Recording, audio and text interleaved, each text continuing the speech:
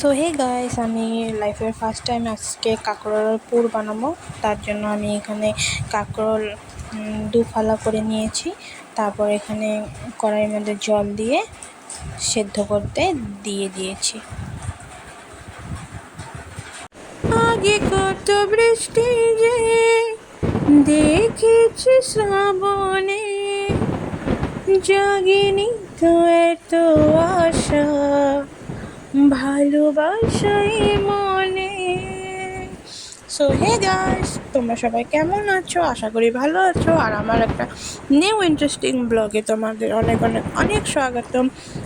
দেখো, এখানে একটু একটু বৃষ্টি পড়ছে, আমি রান্না করতেছিলাম, তো বৃষ্টি দেখে তোমাদের সাথে একটু শেয়ার করলাম, দেখে নাও। তো কাঁকরোল ফুলের জন্য ভিতরে যে পুরটা দেব, এটার জন্য সর্ষে বেটে নিয়েছি, কালো সর্ষে, সাদা সর্ষে, তারপর রসুন বাটা, লঙ্কা বাটা এখানে একসঙ্গেই আছে, বেটে নিয়েছি। এটা কাঁকরোলের পুর এটা ভিতরে দিতে লাগে, এটা মিক্সড। তো কড়াই গরম হয়ে গেছে, কড়াইতে তেল দিয়ে দিয়েছি। তেল দেওয়ার পরে এখানে সর্ষে দিয়েছি।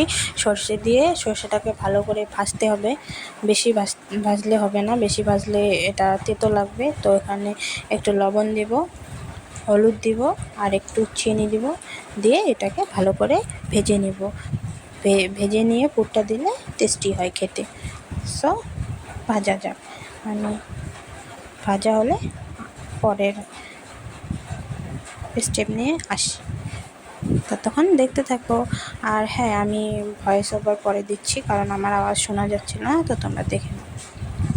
তো আমার সর্ষে ভাজা কমপ্লিট। এটা আমি কাঁকরোলের ভিতরে দিতে হবে, ভরতে হবে কাঁকরোলের ভিতরে।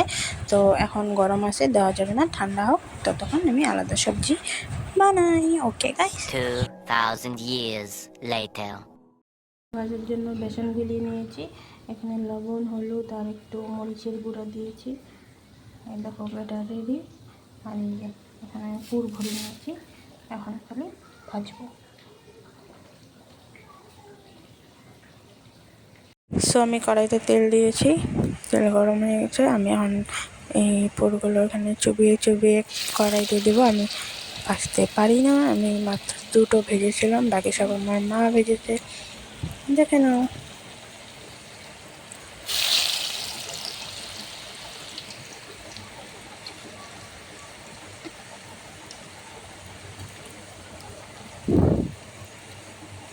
সো এখানে ভাজা হচ্ছে, আর আমি এখানে কিছুটা নামিয়ে নিলাম আর কিছুটা ভাজা হচ্ছে। আর আজকে মেনুতে হলো আলুর ডাল বানিয়েছি আর কাঁকড়ালের পুর। Thank you.